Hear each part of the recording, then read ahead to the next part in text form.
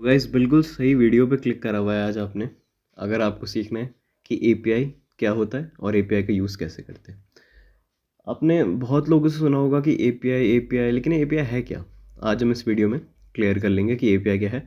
और make sure करूँगा मैं कि by the end of this video आपको पूरा अच्छे से क्लियर हो जाएगा कि एपीआई होता क्या है और इसका यूज़ क्यों होता है। तो सबसे पहले समझ लेते हैं कि एपीआई है क्या। तो एपीआई बेसिकली है एप्लीकेशन प्रोग्रामिंग इंटरफेस। तो अब इसका मतलब क्या होता है कि अभी सिंपल वर्ड्स में ऐसे समझ लो कि एपीआई जो है वो कहीं पर से डेटा फैच करने के लिए, कहीं से कोई डेटा किसी वेबसाइट पे है या किसी डेटाबेस में कोई डेटा है तो उसको फैच करने के लिए हम लोग एपीआई का यूज़ करते हैं। तो एपीआई बस इतनी सी चीज़ है कि लेके आएगी वो डेटा किसी स्टोर से या किसी डेटाबेस से। तो अभी हम लोग इसका पूरा प्रैक्टिकल देखने वाले हैं कि कैसे एपीआई डेटा लेके आता है और एपीआई से कैसे फैच करे जाते हैं। तो इसके लिए मैंने एक एपीआई की ले रखी है, आपको ये मिल जाएगी। आप क्रोम में सिंपली जाके सर्च करना जेसन प्लेस होल्डर।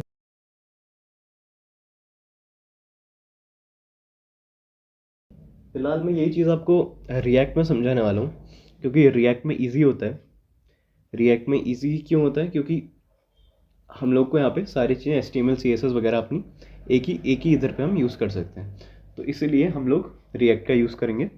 अगर आपको रिएक्ट नहीं पता है तो कोई दिक्कत नहीं है, उसकी हम ज़्यादा बात भी नहीं करेंगे यहाँ पे। आप लोग सिंपली जावास्क्रिप्ट में भी ये सब कर सकते हैं। तो फिलहाल हम लोग रिएक्ट पे यही काम करने वाले हैं। तो सबसे पहले एक अपना कंपोनेंट इनिशियलाइज़ कर देंगे। RAFCE करके लिखेंगे आप, ये एक एक्सटेंशन होती है। उसकी वजह से ये ऐसे आपको एक टेम्पलेट दे देगा एक कंपोनेंट की। क्लिक करते ही ऐसा आ गया, अपना एक बन चुका है कंपोनेंट अपना API फैच के नाम से। तो अब हम इसमें देखने वाले हैं कि API को हमको फैच कैसे करना है और API हमारी वर्क कैसे करेगी। तो स्टार्ट करते हैं करना। जो अभी हम API लेके आए हुए थे उसी को हमको यहाँ पे को काम पे लगाना है। तो सबसे पहले अब हमको उस API को रखने के लिए कोई स्टोर चाहिए होगा, ताकि हम उस API को अपने इधर यूज़ कर सकें। कहाँ पे? अपने VS कोड पे। तो इसलिए एक बना लेते हैं हम लोग अपना यूज स्टेट से, const data comma set data. ये हम क्या कर रहे हैं, ये यूज स्टेट एक तरीका होता है रिएक्ट में। अगर आप रिएक्ट से फैमिलियर नहीं है तो बस अभी के लिए ऐसा समझ लो कि जैसे हम लोग जावास्क्रिप्ट में करते थे ऐसा, कॉन्स्ट ऐसे करते थे, कॉन्स्ट डेटा इक्वल्स टू करके और कुछ भी वैल्यू स्टोर करते थे। तो यहाँ पे रिएक्ट में ऐसे करना पड़ता है हमको, कॉन्स्ट डेटा सेट डेटा करके ऐसे यूज़ करना पड़ता है। और ये देखो यूज स्टेट इंपोर्ट हो गया ऊपर से। अभी इसको फिलहाल रहने दो, अगर आपने रिएक्ट नहीं करी हुई तो ये डेटा आ गया अपने पे। अब क्या करना है हमको, जो API हम लाए थे उसको फैच करना है और फैच करके इधर पे स्टोर करना है हमको। तो इसके लिए एक हुक होता है रिएक्ट में, यूज़ इफेक्ट। वो बस ये इंश्योर करता है कि एक बार चल जाए, कोई भी चीज़ एक बार चले, बस ये इंश्योर करता है। तो यूज़ इफेक्ट करके इसको भी, अगर आपने रिएक्ट नहीं करी हुई है तो कोई दिक्कत नहीं है, पर रिएक्ट में इस वे से करते हैं इसको। हम लोग यहाँ पे कोई API सीख रहे हैं तो कोई इशू नहीं है, आप लोग सिर्फ इस पर फोकस करो। तो ये एक सिंपल यूज़ इफेक्ट का टेम्पलेट मैंने यहाँ पे डाल दिया। किसने रिएक्ट करी हुई है तो वो समझ सकता है कि ये जो होगा ये यूज़ इफेक्ट वो एक बार रन कराएगा किसी भी चीज़ को, कोई भी फंक्शन इसके अंदर चलेगा। तो अब सिंपल क्या करेंगे हम लोग, फैच रिक्वेस्ट मारेंगे। फैच लिखूंगा यहाँ पे, और ये जो हम URL लेके आए हैं ये वाला, इस URL को यहाँ से कॉपी करेंगे और यहाँ पे को पेस्ट कर देंगे। इसका मतलब सिंपली क्या है, फैच जेसन होल्डर जो ये अपना URL है इस साइट से फैच करके लाओ। जो भी इस डेटा है, जो भी API है, इसको बोलते हैं API। इस API में जो भी है, जो भी डेटा है उसको सिंपली फैच करके लेके आओ। तो ये फैच का सिंटैक्स होता है, काफ़ी ईजी होता है, कोई दिक्कत नहीं है, अभी समझा दूंगा मैं पूरा। फैच मतलब लेके आओ। क्या लेके आओ? इस URL को, इस URL को लेके आओ फैच से। अब उसके बाद ला गए हम उस डेटा को, तो हमको कुछ तो करना पड़ेगा। अब उस डेटा को रीडेबल बनाने के लिए हम लोग करते हैं डॉट देन। डॉट देन क्या करेगा, ये अपने अंदर एक रिस्पॉन्स ऑब्जेक्ट लेके आएगा। ऐसे लिखते हैं हम लोग रिस्पॉन्स, और ये एरो फंक्शन। इसका मतलब क्या है कि फैच करो URL से, और डॉट देन फिर क्या करो, जो रिस्पॉन्स लेके आया है, जो रिस्पॉन्स लेके आया है उसका हम कुछ करेंगे। सबसे पहले उस रिस्पॉन्स को हम लोग रीडेबल बनाएंगे। तो हम लोग करेंगे रिस्पॉन्स डॉट जेसन। ये क्या कर देगा, जो अपना रिस्पॉन्स आ रखा है उसको जेसन में पार्स कर देगा। क्योंकि हमको जेसन में पार्स करवाना होता है इसको, ताकि ये रीडेबल बन पाए। जेसन क्या होता है, जेसन कुछ नहीं है, बस एक ऑब्जेक्ट की तरह है। जैसे हम लोग जावास्क्रिप्ट में ऑब्जेक्ट लिखते हैं ऐसे करके, कुछ भी नेम वगैरह हम लिखते थे, वही सब जेसन भी होता है। जेसन फॉर्मेट मतलब उस वे में, उस तरीके से हम लोग लिख सकते हैं, तो ये जेसन है। अब जब हमारे डेटा जेसन में पार्स हो गया, तो अब हमने ये जो स्टेट बना रखी है अपने डेटा वाली, इस डेटा पे हमको सेट करना पड़ेगा इसको। तो फिर से आपको लिखना है डॉट देन। डॉट देन क्या करता है, इसके बाद क्या करना है, तो इसके बाद जब रिस्पॉन्स जेसन में ट्रांसफ़र हो गया कन्वर्ट, तो इसके बाद अपने पास आएगा एक डेटा, और इस डेटा को हम क्या कर देंगे, अपने सेट डेटा में इस डेटा को सेट कर देंगे।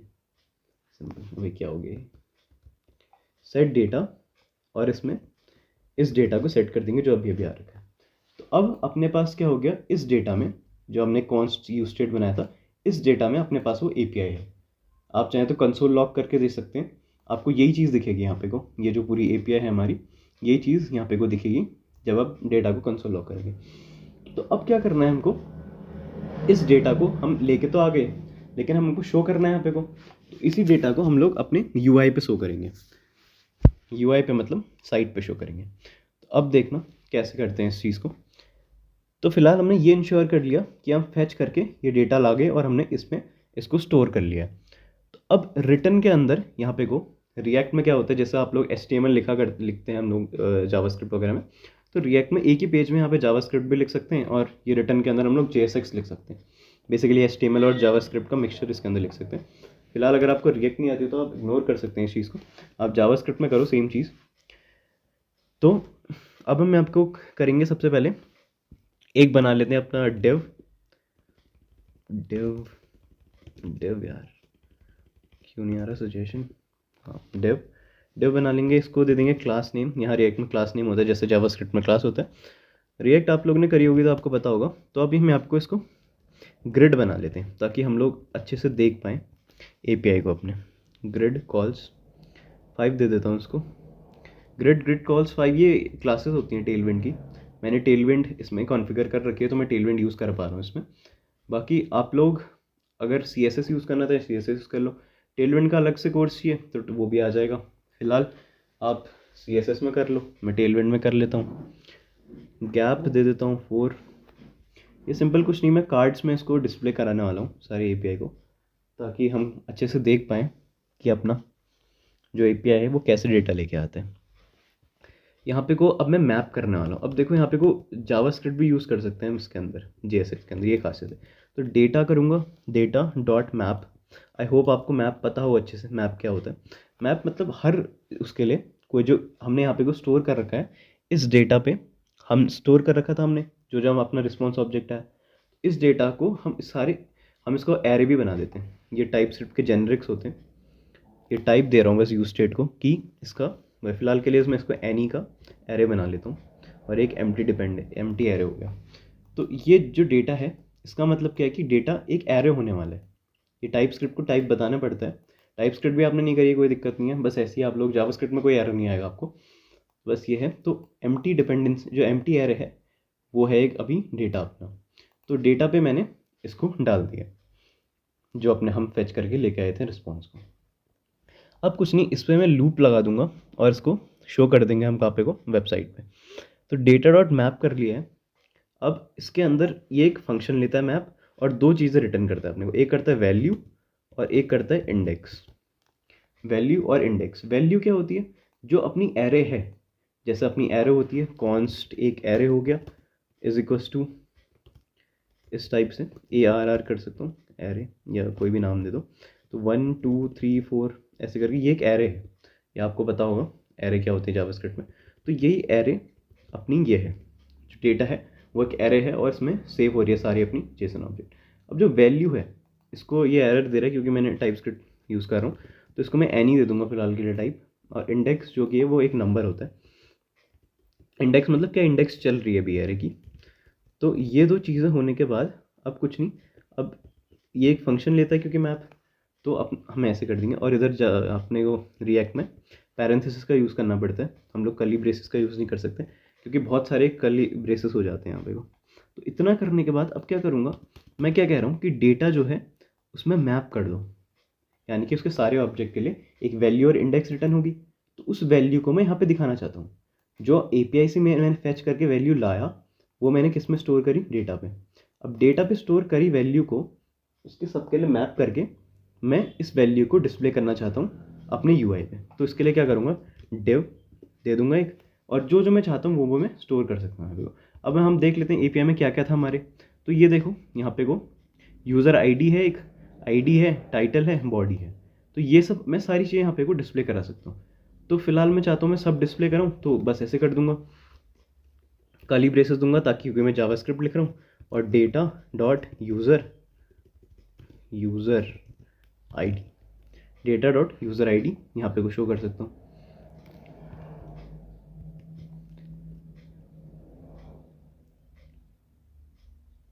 सॉरी, डेटा नहीं, वैल्यू डॉट यूज़र ID, क्योंकि डेटा पूरा ऑब्जेक्ट है, पूरा एरे है, और वैल्यू ये जो वैल्यू हम यहाँ से रिटर्न करके लेके आए उस वैल्यू में एक यूज़र ID है, ये हम देख पा रहे हैं यहाँ पे।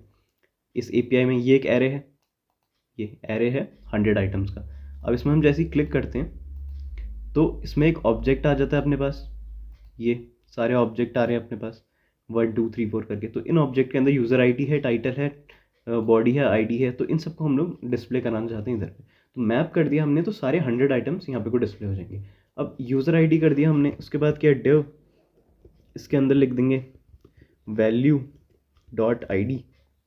ये एरर इसलिए दे रहा है क्योंकि एक ही ऑब्जेक्ट हम लोग यहाँ पे को मैप कर सकते हैं, तो मैं इसको अलग से डिव पे रैप कर दूंगा, तो एरर चला जाएगा।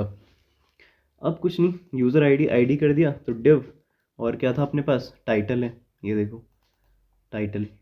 तो इस टाइटल को भी यहाँ पे को शो कर देना है, वैल्यू डॉट टाइटल, ये टाइटल यहाँ पे शो कर दिया। नीचे आएंगे, लास्ट जो है बॉडी को भी शो कर देंगे, वैल्यू डॉट बॉडी, ये हमने सारी चीज़ यहाँ पे शो कर दी। थोड़ी सी हम लोग स्टाइलिंग दे देंगे। तो यहाँ तक हमने बना लिया है, अब थोड़ा बहुत स्टाइल कर लेते हैं ताकि अच्छा दिखे हमारी API से आया हुआ डेटा। तो क्या करूँगा, सबसे पहले तो उसको की, ये इंडेक्स को यूज़ करते हैं जो हमने यूज़ नहीं करी हुई है। एक्चुअली हमने इंडेक्स इसलिए लिया हुआ है क्योंकि रिएक्ट में क्या होता है कि सब जो भी एलिमेंट है उसकी जो आइडेंटिफिकेशन है वो अलग अलग होनी चाहिए, इसलिए हमने ये की ले रखी है, ये ले रखी है पे। तो कुछ नहीं करूँगा, जो पेरेंट एलिमेंट है सबसे ज़्यादा बड़ा वाला एलिमेंट, इसमें ये की दे देनी है आपको, और इस इंडेक्स को दे देना है इसको। इससे क्या होगा कि रिएक्ट जो है आइडेंटिफाई कर पाता है कि ये जो अपनी वाली की है इंडेक्स अलग यूनिक होगी ना, इंडेक्स हमेशा यूनिक होगी, तो हर पे ले लेगा उसको। तो चलो थोड़ी स्टाइलिंग कर लेते हैं। ये है बेसिकली हमारा कार्ड जिसमें हम लोग शो कर रहे हैं। तो यही जो कार्ड है इसमें मैं थोड़ी सी क्लास नेम्स वगैरह ऐड कर देता हूँ ताकि अच्छा सा दिख जाए थोड़ा। तो क्लास नेम ले लेता हूँ, और क्या क्या कर सकते हैं हम लोग, पहले तो इसमें दे दो कि ये कार्ड है अपना, राउंडेड कर देता हूँ इसको, थोड़ी सी शेडो दे दूंगा। ये सब टेलविंड की स्टाइलिंग वगैरह है, ये लोग ये आप सब देख सकते हो। जब टेलविंड आ जाए, टेलविंड भी इतनी कुछ खास है नहीं पर काम बहुत सही कर देती है, सीखने में बहुत इजी है, आपको वनीला CSS भी सिखा देगी। और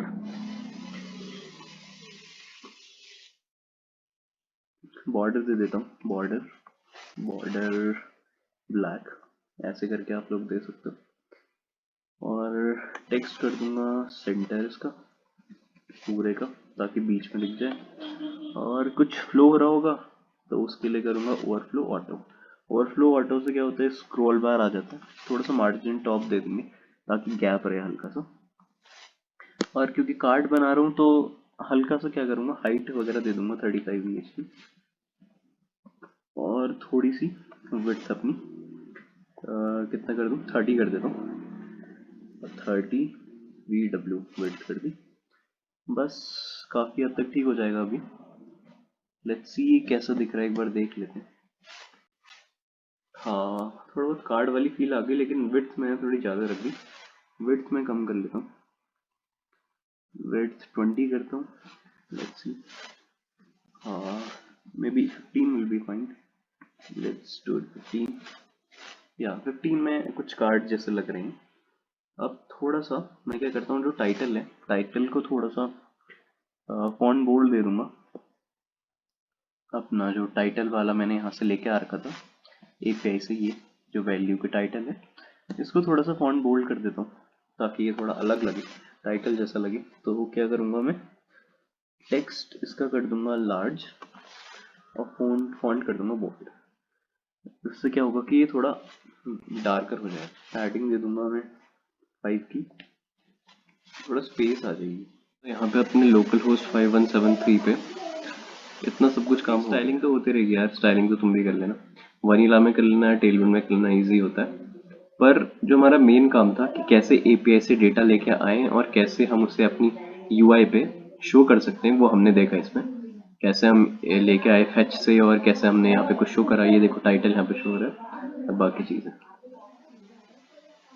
तो चलो इसको यहीं पर रैप करते हैं और नेक्स्ट प्रोजेक्ट में मिलेंगे। बढ़िया बढ़िया प्रोजेक्ट आएंगे इस चैनल पे, तो सब्सक्राइब कर लो यार। तो हार्डली यार 30 लाइन का कोड हमने लिखा हुआ है और इतने में हमने एपीआई से फैच करके लाना वगैरह वगैरह सब कर दिया है। कुछ नहीं कर रखा था, यूज इफेक्ट में फैच करके ला रखे हैं हम एपीआई से और रिस्पॉन्स ऑब्जेक्ट को चेंज कर रखा है और ये सब हमने स्टाइलिंग वगैरह शो कर रखा है।